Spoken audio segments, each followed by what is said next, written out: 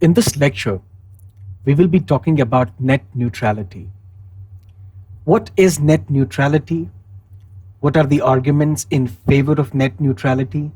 What are the arguments against net neutrality? And why net neutrality is in the news? Why is there much rage about net neutrality?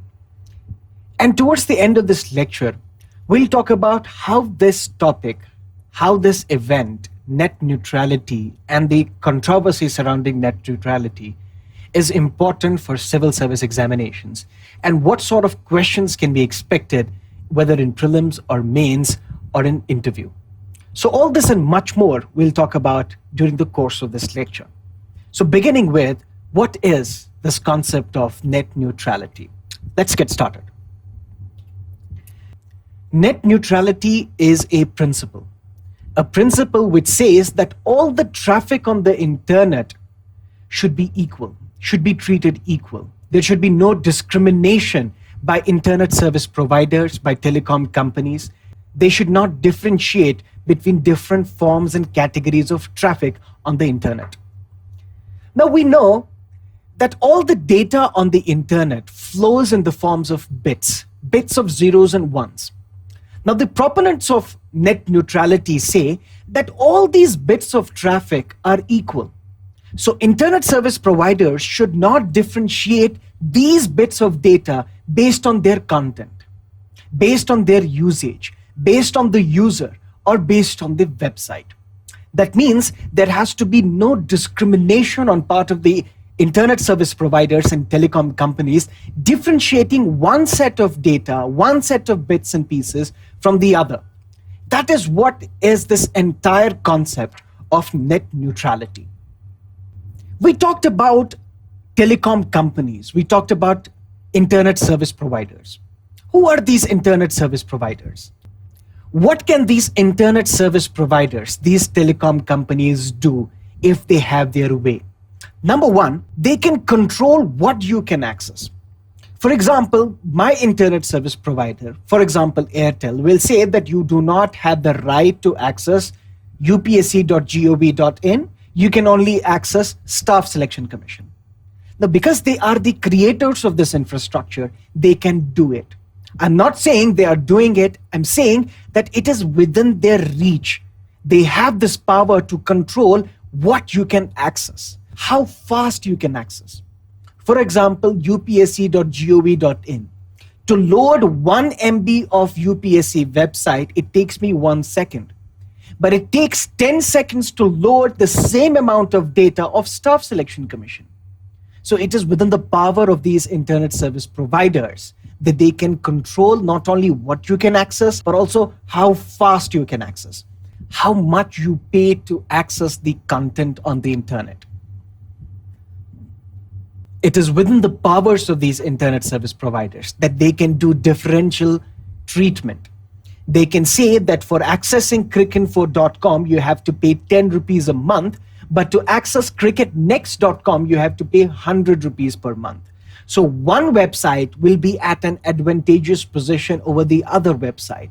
So if all these conditions are met, how much you can access, how fast you can access, what you can access, and differential pricing, then that means all these principles lead to dilution of net neutrality.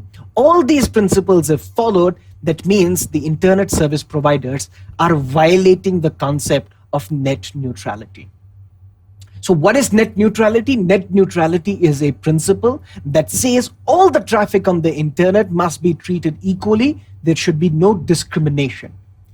This system was in place. The system is in place since the beginning of the internet. Since the beginning of the internet, this principle of net neutrality has been followed time and again in different parts of the world. So we talked about what is net neutrality. We also talked about how these telecom companies, these internet service providers, can change this entire concept of net neutrality.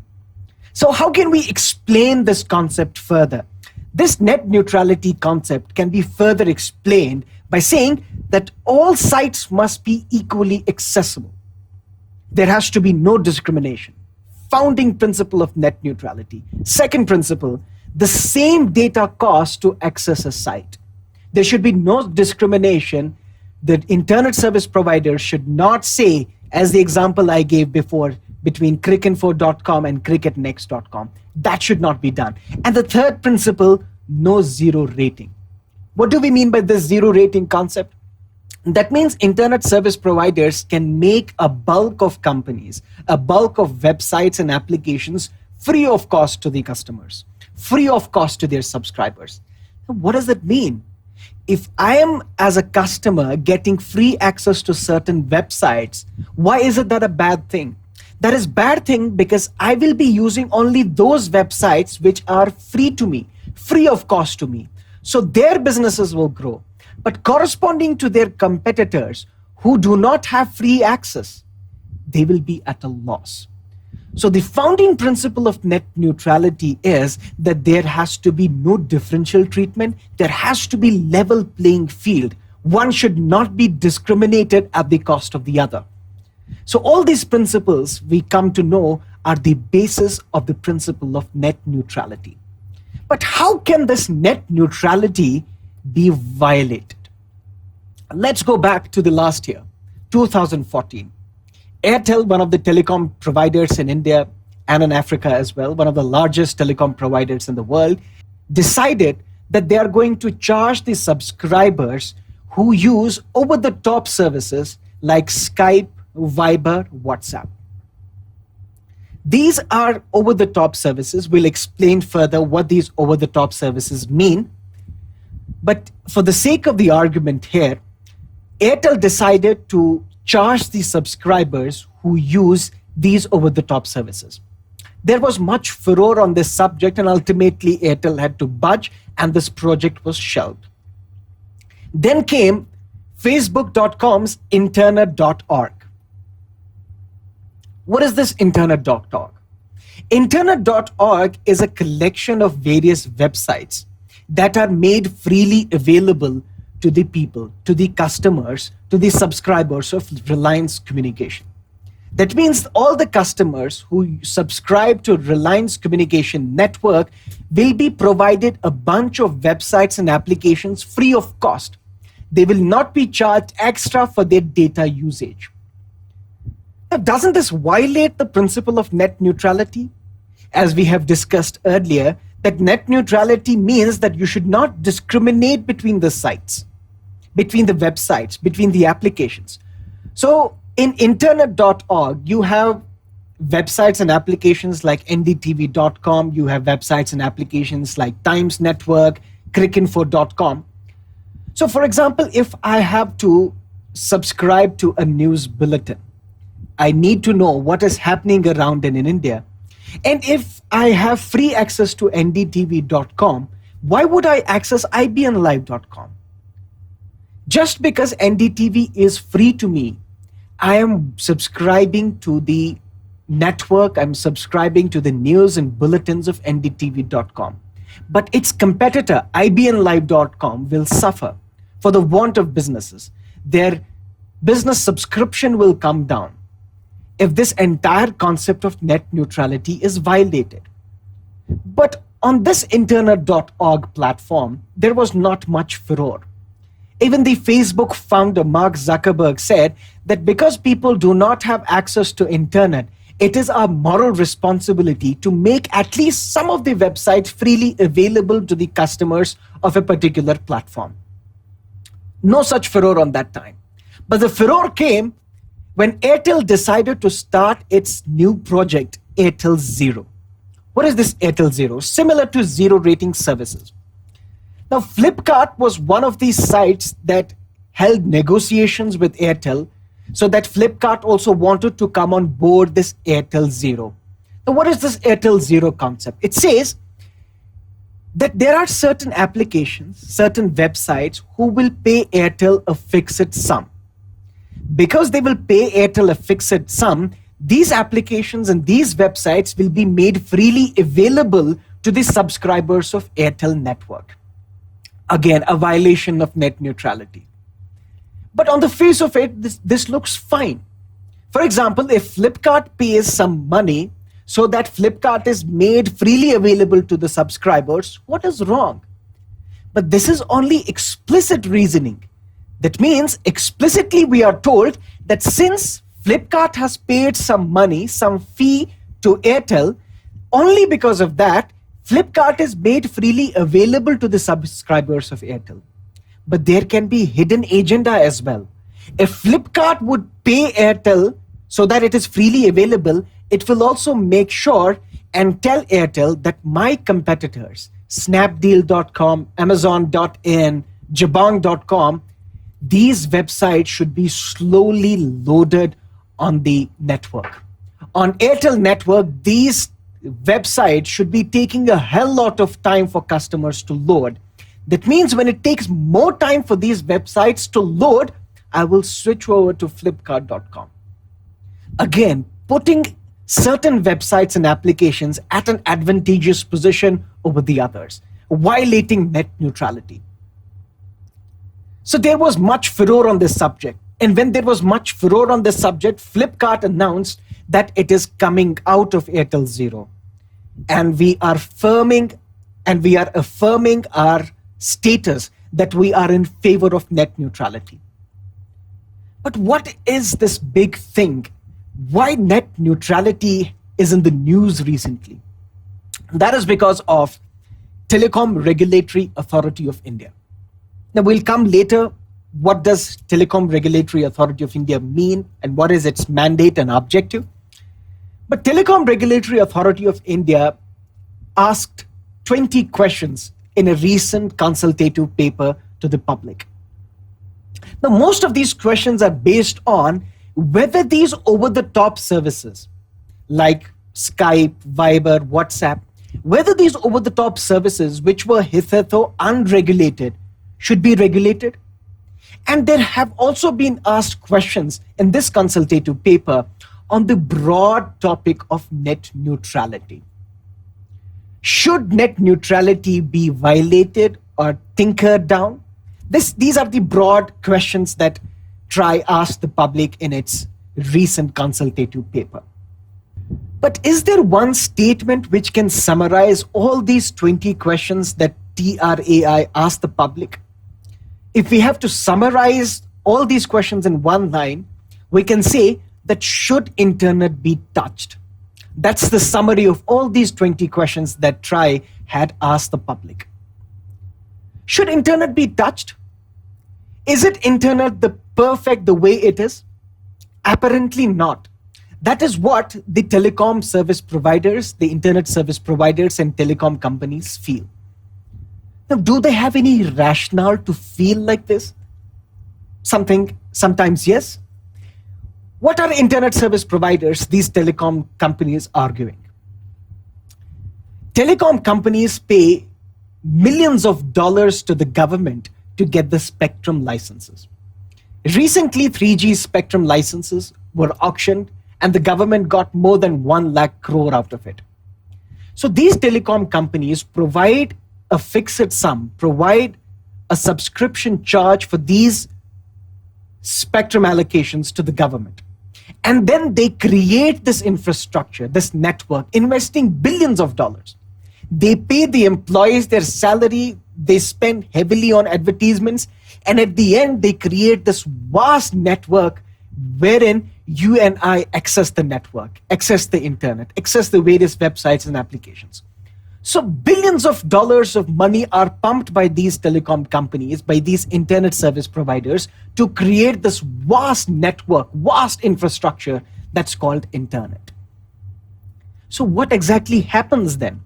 Then these over-the-top services like Skype, Viber, WhatsApp, they use this infrastructure created by telecom companies and achieve more revenue. Now, these telecom companies can't bear the fact that there are hundreds and thousands of applications that ride on their network for free. Some of these applications have millions of subscribers and their valuations are billions of dollars.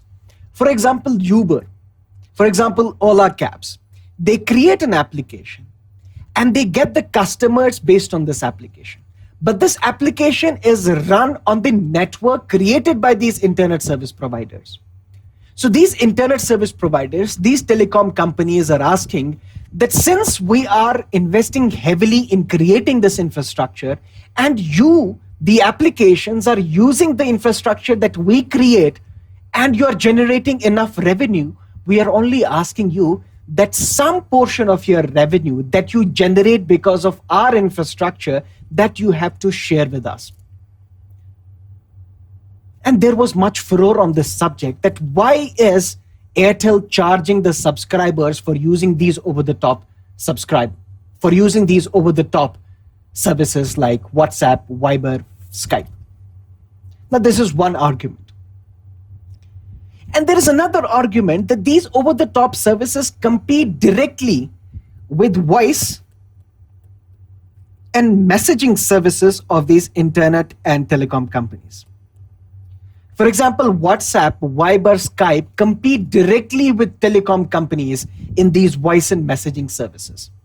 So it's but natural for these telecom companies to say that since they are competing with us directly, and since they are using the network that we have created, it is natural for them to partake some of their revenue that they make and share that revenue with us. But one thing should not be forgotten here. What is the thing? That is why you and me are using the data services of these telecom companies. We are paying these telecoms companies extra money in the form of data packs because we want to access these applications and websites. Why would I pay Airtel or Vodafone or Tata Docomo extra data charges if I do not have the need to access these applications? Now, because I need to access these internet websites, because I need to access these applications like Skype, Viber, Ola Cabs, Uber, that is why I'm shelling out more money. That means these telecom companies are also earning because of these applications, because of these over-the-top services. More data usage means more revenue to these internet service providers, to these telecom companies. So they shouldn't complain about this. So this is one way of looking at this concept of net neutrality. But the million-dollar question, why is net neutrality important? Let's have a look at some of the rationale behind this. Net neutrality is important because violation of net neutrality would mean that telecom companies would be in a position to ensure that certain sites run faster than the other, right?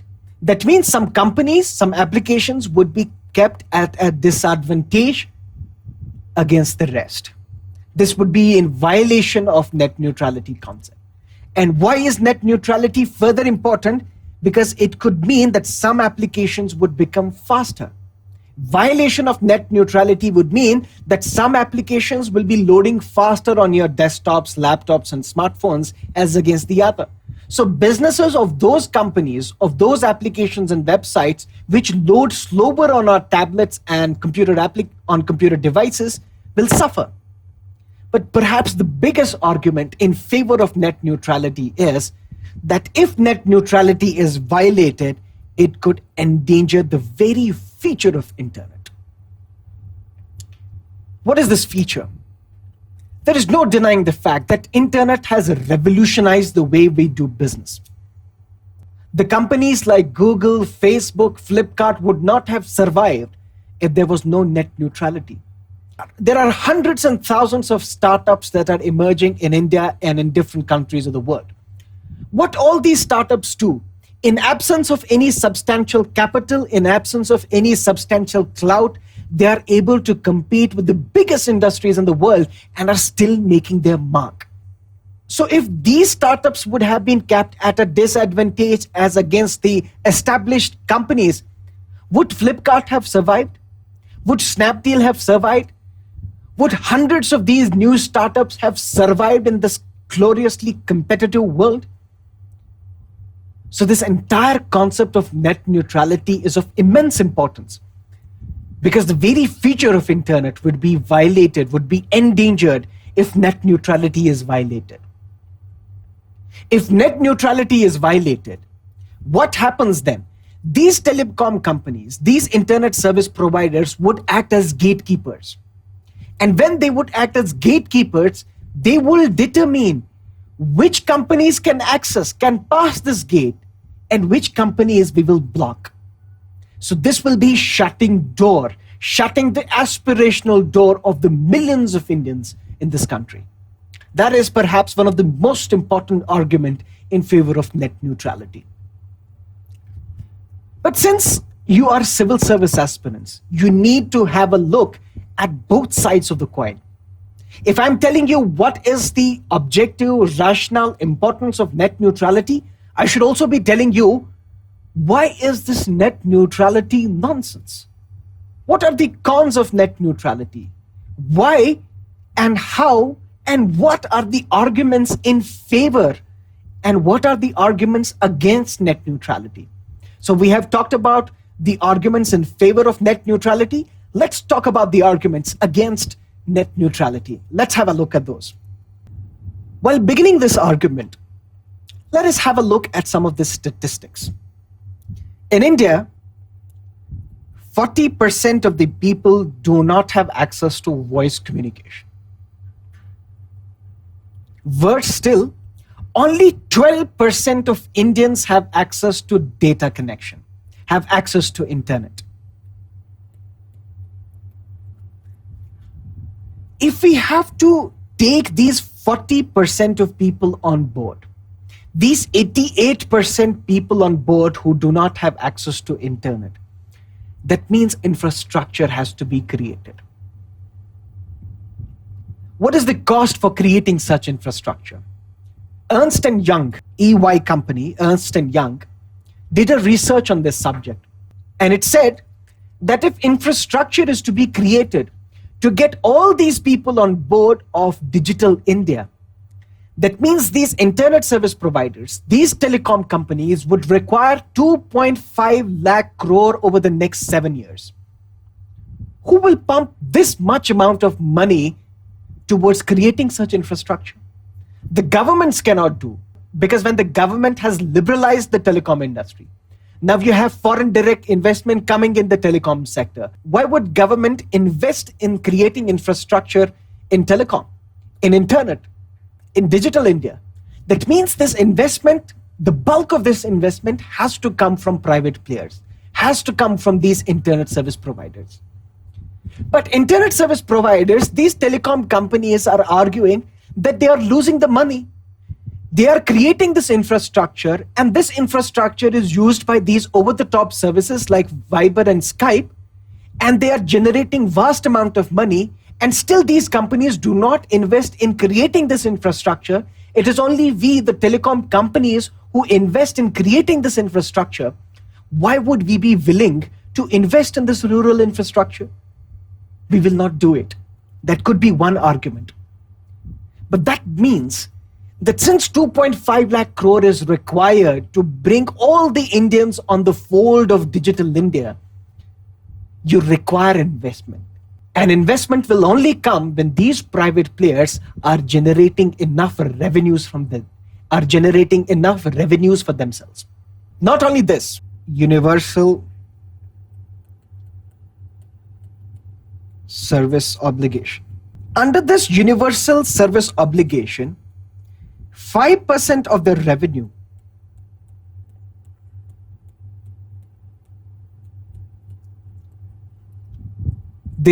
that these telecom companies generate, 5% of this revenue is used to create rural broadband.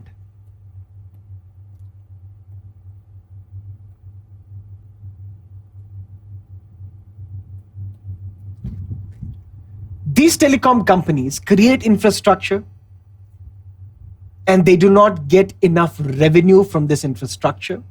That is what the telecom companies are arguing, saying we create the infrastructure, this infrastructure is used by different services who generate enough money, but they do not pay us. We want them to pay us because they are using the infrastructure created by us. That's the one argument. Another argument is that whatever these companies are earning, are generating as revenue, 5% of that revenue is pumped into the foray of rural broadband.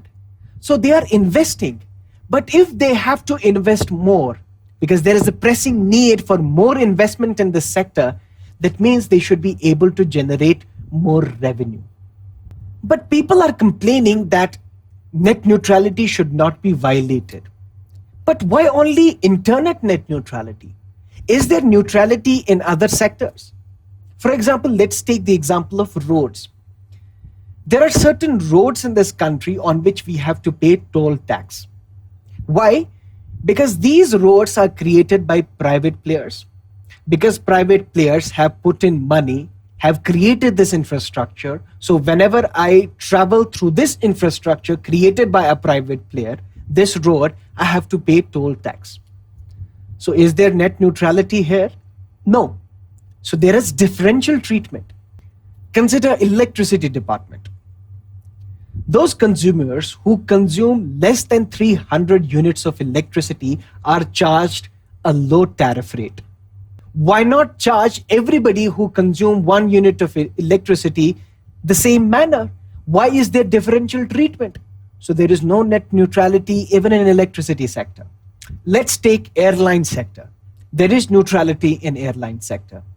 But neutrality in the sense that every single individual is given an opportunity, has got equal right to book a ticket on an airplane.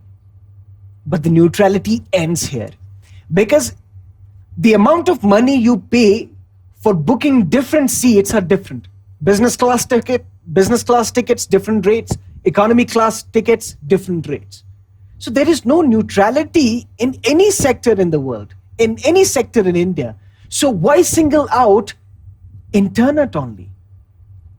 So this is the argument put forward against net neutrality, because if we have to create a rural infrastructure in this country, then the revenue that is generated by these telecom companies should be enough for them so that they invest in this rural infrastructure. And when there is no neutrality in other sectors, why single out? Why single out internet only? This is the argument in favor, and this is the argument against net neutrality. But what is the global picture? Let's talk about the global picture regarding net neutrality. Chile, in the year 2014, abandoned all the zero-rated schemes.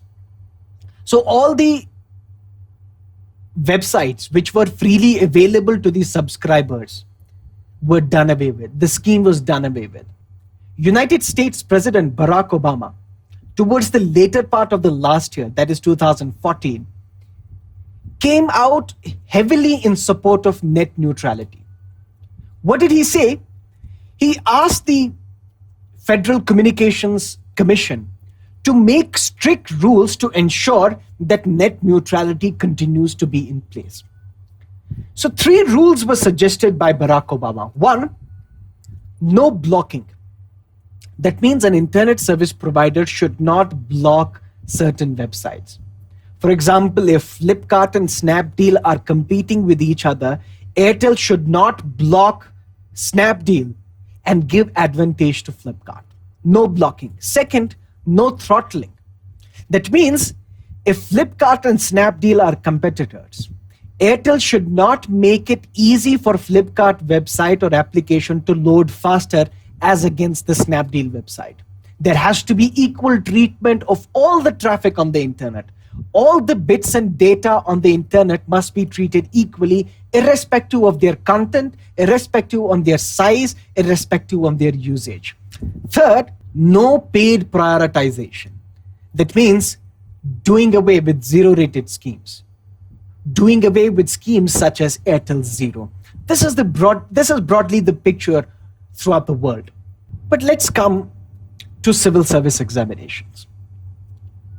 Now this topic, this debate on net neutrality is raging. So it's expected that you might be asked some questions related to net neutrality. But in UPSC, we have to go beyond what is happening in the world, beyond what are the topics that are raging fire in the current world. Why is net neutrality in the news? Net neutrality is in the news because Telecom Regulatory Authority of India asked 20 questions from the public in a recent consultation paper. So we can expect a question on TRAI. So let's try and look, what is Telecom Regulatory Authority of India? Now, as the name suggests, this is a regulatory authority that regulates the telecom companies in India.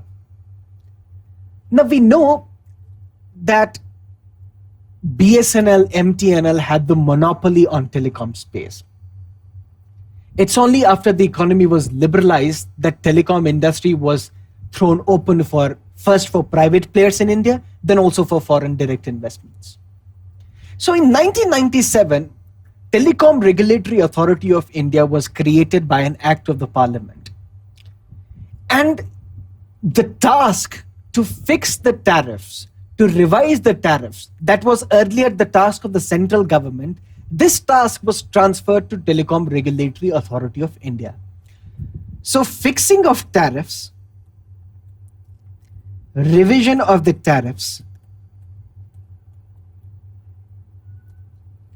this is done by Telecom Regulatory Authority of India.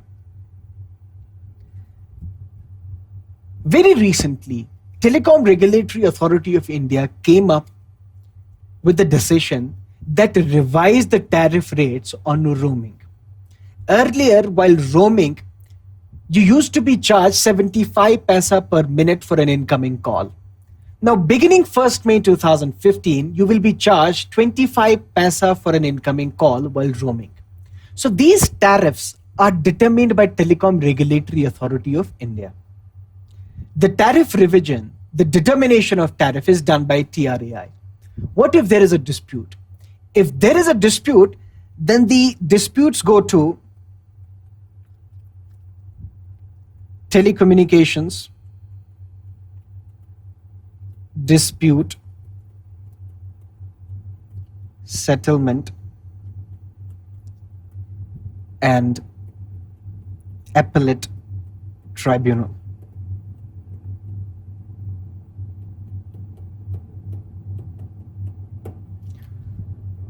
So we know that TRA was created by an act of parliament. That means it is a statutory body, an independent regulator of the telecom industry. Revision of tariffs, setting up of tariffs is done by Telecom Regulatory Authority of India. In case of any dispute, the dispute is sent to TDSAT, whose decision is final. What is the main objective of Telecom Regulatory Authority of India? The main objective is to create a level playing field for all the telecom companies in India so that there is fair competition in India. That is one of the main objectives of Telecom Regulatory Authority of India. So for civil service examinations point of view, we need to know what is Telecom Regulatory Authority of India, what is its mandate, what is its objectives. We have done that. But we also need to look at other related concepts of net neutrality. How do the devices connect to the internet? For all the devices to connect to the internet, you need an address. That address is given, and that is called Internet Protocol, IP address. What is the current standard that we are using? The current standard we are using is IPv4. But the government has decided that from 2018 onwards, we will be migrating to IPv6. So we should know what is Internet Protocol version 4, Internet Protocol version 6 from civil service examinations point of view. IPv6 is an Internet protocol that is designed by Internet Engineering Task Force.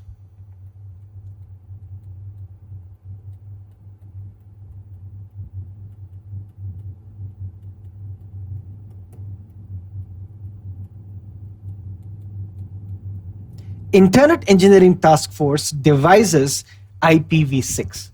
This is an upgradation of IPv4. IPv6 was designed to do away with the problem of IPv4 running out of addresses. What does that mean? For any device to connect to the internet, you need an address. And that address is IP address.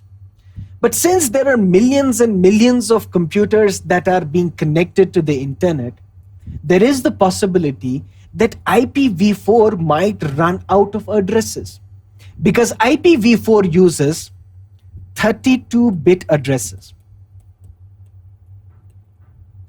That means 2 raised power 32, only this number of addresses can be created. And that means only this number of devices can be made available to the internet to communicate to other devices through the internet. So that is why this problem was felt. What if the number of devices who want to come on the internet, who want to communicate with other devices of the internet, exceeds this 32-bit addresses provided by IPv4? It is for this reason that IPv6 was created, because IPv6 uses 128-bit addresses. That means 2 raised power 128, such number of devices can be communicated, can be connected to the internet for communication with other devices. So net neutrality is the big concept. We have to understand all other related concepts to net neutrality, like Telecom Regulatory Authority of India, Internet Protocol version 6. So we have talked about this. But what are the possible questions that can be asked in the examinations? Let's try and have a look at the question, a possible question in 2015 prelims examination. Consider the following statement. I'll give you 1 minute to read this question very carefully, because such types of questions can be asked in the examination.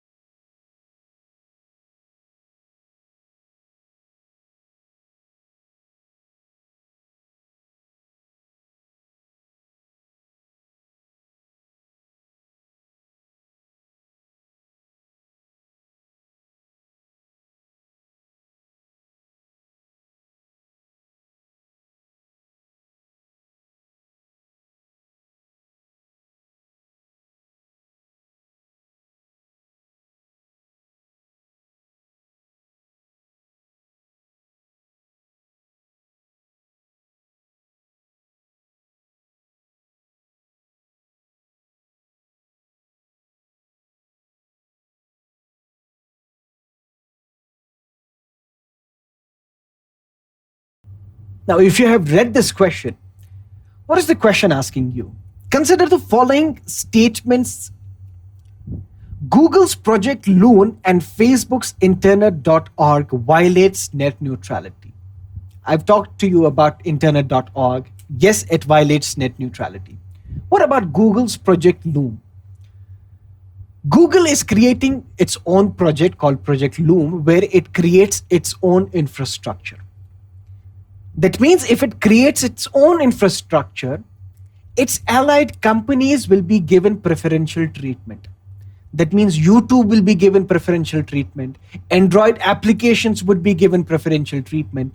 Google search engine will be given preferential treatment. Similarly, Gmail would be given preferential treatment. So this Project Loom violates net neutrality. So this option is correct. Second, migration from IPv4 to IPv6 violates net neutrality. We have discussed that Internet Protocol address is required for devices to communicate with each other on the internet. So how does migration from IPv4 to IPv6 violate net neutrality? IPv6 is only used to have a situation where large number of devices are able to communicate on the internet. So it does not violate net neutrality in any sense. This option is wrong. IT Act 2000 authorizes Telecom Regulatory Authority of India to enforce net neutrality. There is no provision in India which tries to ensure net neutrality. That means although net neutrality is practiced by various companies, is practiced throughout India, but there are no rules, there is no law which enshrines, which ensures, which guarantees net neutrality. IT Act of 2000 does not ensure net neutrality. This option is wrong. One of the main objectives of Telecom Regulatory Authority of India is to facilitate net neutrality. Again, this option is wrong.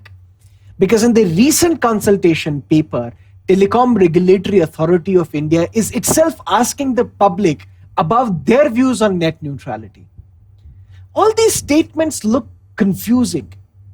You might say that yes, Telecom Regulatory Authority of India, since it is in the news, since net neutrality is in the news, since it is a statutory body, a government created body, so we should think that Telecom Regulatory Authority of India facilitates net neutrality.